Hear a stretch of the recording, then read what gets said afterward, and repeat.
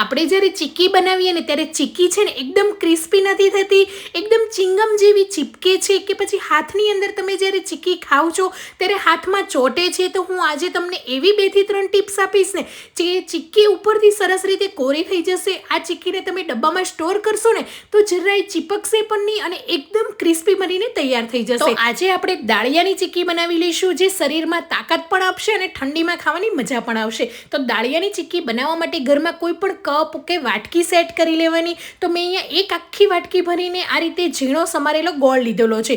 મેં અહીંયા કોલ્હાપુરી ગોળ લીધો છે. તમે ચીક્કીનો ગોળ કે દેશી ગોળ કોઈ પણ ગોળનો ઉપયોગ કરી શકો, પણ આ રીતે વ્હાઈટ ગોળ લેશો ને તો ચીક્કીનો કલર એકદમ સરસ આવશે. તો હવે એની અંદર 2 ચમચી જ પાણી એડ કરવાનું છે અને હાઈ ગેસની ફ્લેમ પર પહેલાં આપણે ગોળને મેલ્ટ કરી લઈશું. શરૂઆતમાં ગેસની ફ્લેમ હાઈ રાખીશું અને જેમ જેમ ગોળ મેલ્ટ થવા લાગે ને એટલે ગેસની ફ્લેમ મીડિયમ લો કરી દઈશું. એકદમ આ રીતે ઝીણો અને પતલો સમારેલો ગોળ હશે ને એટલે તરત જ મેલ્ટ થઈ જશે. ફક્ત 2 થી 3 મિનિટની અંદર ગોળ આપણો સરસ મેલ્ટ થઈ ગયો છે, ફૂલવા લાગશે અને ગોળ છે ને આ રીતે ફૂલીને ઉપર બબલ્સ થવા લાગશે. હવે ગેસની ફ્લેમ મીડિયમ લો કરી દેવાની છે અને ગોળનો આપણે પાક લેવાનો છે. ગોળનો કલર ચેન્જ થાય અને ગોળને છે ને થોડું એવું મિશ્રણ લઈને આપણે બાઉલમાં ચેક કરી લેવાનું. એકદમ કાચની જેમ તૂટવા લાગે ને ત્યાં સુધી રહેવા દેવાનું છે. ખેંચતા જો ચિંગમની જેમ થવા લાગે ને તો તમારે થોડીક વાર રહેવા દેવાનું. આ રીતે કાચની જેમ જ્યાં સુધી નહીં ને ત્યાં સુધી આ મિશ્રણને રહેવા દેવાનું. આ ટિપ્સનું ખાસ ધ્યાન રાખીશું. હવે એની અંદર અડધી ચમચી જેટલું આપણે ઘી એડ કરીશું. ઘીથી ચીક્કીમાં સરસ એવી શાઇનિંગ પણ આવશે. તો ઘી એડ કરીને ફટાફટ મિક્સ કરી લઈશું અને જે કપથી ગોળ લીધો ને એ જ કપ ભરીને આપણે દાળિયા લઈશું. દાળિયાની જગ્યાએ તમે આખા ચણા ફોતરા કાઢીને પણ એડ કરી શકો છો, મીઠા વગરના. એનાથી પણ ચીક્કી સરસ બનશે. દાળિયા એડ કર્યા પછી મોટી 3 ચમચી જેટલા સફેદ તલ એડ કરીશું. તલ એડ કરવા ઓપ્શનલ છે પણ દાળિયાની સાથે સરસ એવો ક્રન્ચી ટેસ્ટ આવશે એટલા માટે મેં એડ કર્યા છે. તમે એકલા દાળિયાની ચીક્કી પણ બનાવી શકો ને આ જ રીતે તલ સિંગની બધી જ ચીક્કી બનાવીને તૈયાર કરી શકો.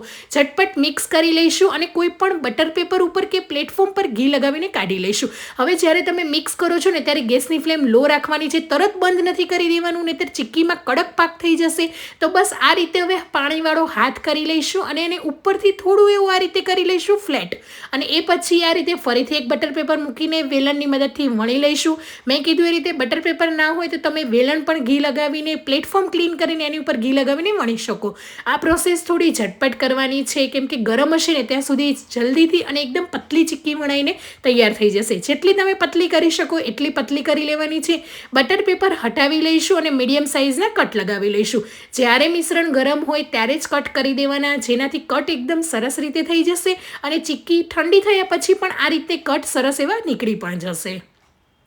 તો અહીંયા ચોરસ શેપમાં કરી લઈશું. તમે કોઈ પણ ડાયમંડ શેપમાં કરી શકો, પતલી પતલી સ્ટ્રીપમાં પણ કરી શકો.